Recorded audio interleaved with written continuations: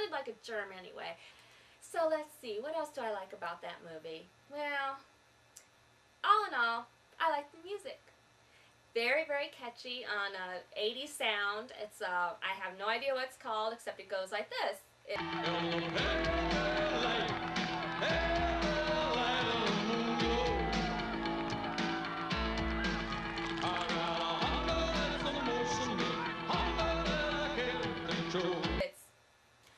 by the pale, pale light, the pale, pale light of the new moon. And it goes blah, blah, blah, blah, blah. But it's just a catchy little tune.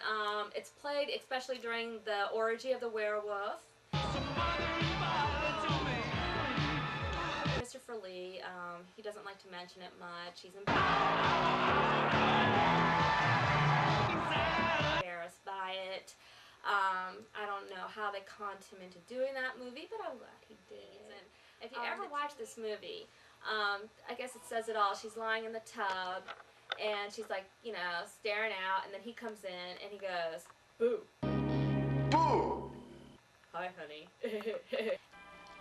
Again? And there's really no, if you've seen the Howling first, the first Howling that they had, of course there was a newspaper reporter, this nice little blonde. She wants to tell everybody about there's werewolves out there, so she accidentally does get bitten, and then she goes on her TV show, and she shows she actually transforms into this beast.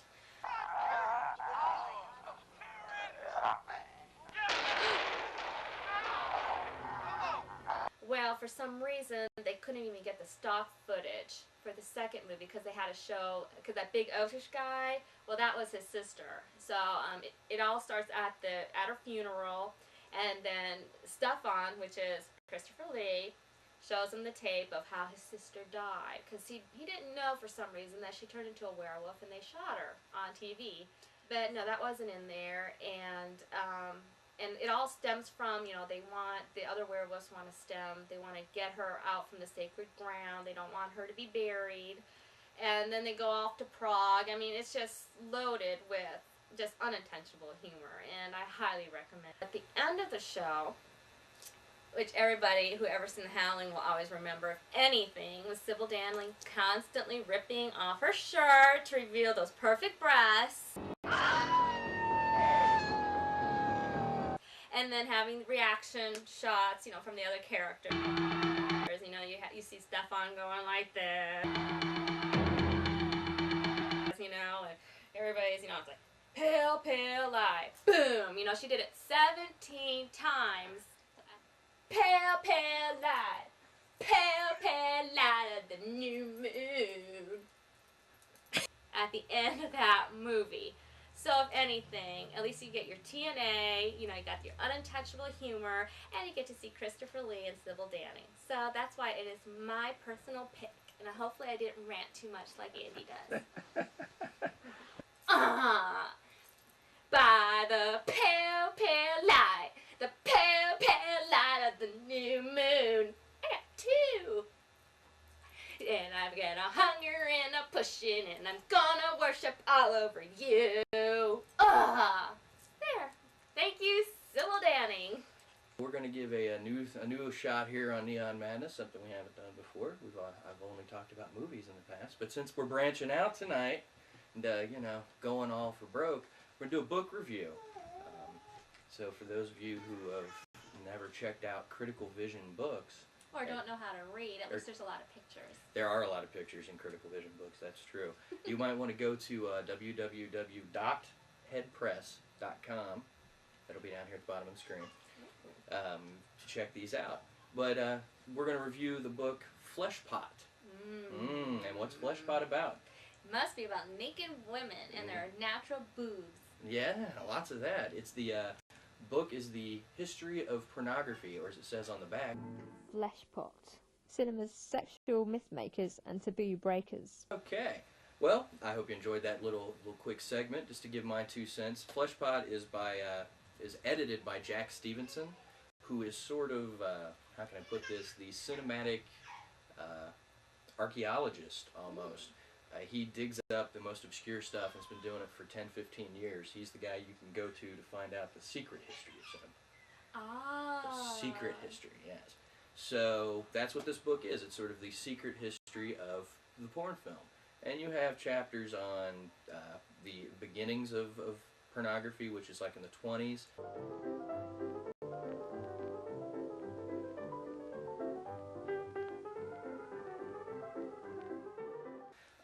A little known subgenre of porno of the satanic orgy film from the 1920s, yeah. There's some Bridget Bardot. They talk about her original films. There's a whole chapter on the history of gay porn, which features Russ Meyer, an interview with Linda Lovelace, and material on sex on screen during the dawn of cinema. Danish bestiality queen from the 70s. The Donkey Maker. The Donkey Maker. She was a star of the famous movie Animal Lover, which actually played theaters in America in the early 70s. And it wasn't... That didn't become illegal till 1977. Which you can find out in this book. So I highly recommend Fleshpot. Picked up my copy at the Hustler store. Oh, gee. Wow. We won't talk about that. So check out Fleshpot from Critical Vision Books. Worth a read.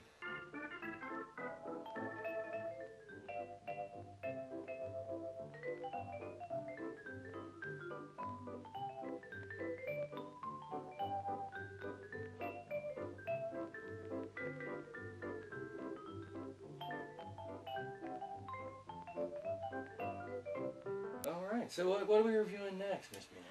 Well, another guilty pleasure of mine, especially when it was done on Mystery Science. Mystery Science Theater did Squirm! Squirm. Directed by Jeff Lieberman of Blue Sunshine fame. Ooh. Yeah, with There. all the bald hippies. Well, there's a lot of weirdos in this film, too. Well, tell me about those weirdos. Well, the one you'll remember the most is the worm face guy right here. Little cover boy. He plays a retard in love with the heroine of the movie, who's this real Southern belle, which, you know, she's real Southern. So he's a retard and he's on heroin? No, who likes the heroine heroine. girl thing. Okay, Yeah, the movie, not she's the the one with the shooting long red hair and the real Gotcha. bad Southern accent. Okay. And he has a really great catchphrase in the movie. Once you get through it, it's called, "Hey, you're the worm face now!" And now you're coming down here and you spoil everything. You're gonna be spoiled. You're gonna be the worm face.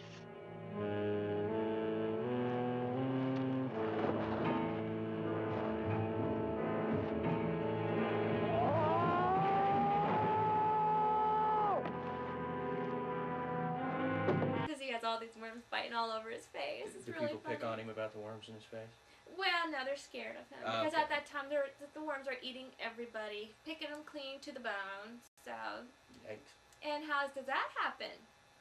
Well, it's from what I recall, is it not an electrical, or there's a storm and an electric line falls on the ground, causing all the worms to go super juiced, Yes. and they start eating the townsfolk. And isn't there a scene where like someone opens a closet? Feels like it's going to burst. Out? Yes. Isn't that the heroine's sister? Perhaps That one it with is. the big clog shoes and the really ugly hairdo? Clog shoes and ugly hair. That would make this the 70s. Yes! Yeah. Oh, sure sign of that. How about that? Yay! Wow. Yes, and the guy works for this old guy. I think it's his dad, but I'm not His dad. sure. Who owns a worm farm? And the heroine wanted to borrow his truck to pick up her lover from the city. So this takes place in the South. Yo, very Yeah. much so. So a little Southern pride mayhem for you. Oh yes, so mighty so. So let's take a look at a little quick clip of Squirm. Yes. Don't eat spaghetti while watching this movie. Mm.